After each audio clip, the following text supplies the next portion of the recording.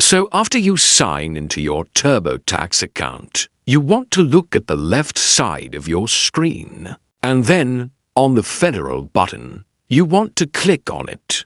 After that, you want to tap on Deductions and Credit button, and then, at the current window, you want to scroll down all the way to the bottom and hit on Continue. You might have to click on Continue button for a few times until you reach this window. And then here, right now I am using the itemized deductions that TurboTax provided for me. And to change it, you want to click right here at Change My Deduction button. Then, you want to click on Standard Deduction and tap on Continue.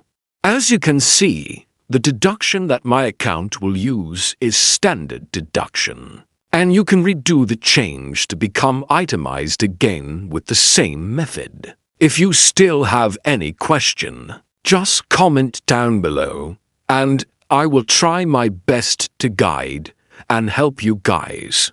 If you find this video useful, please consider like and subscribe.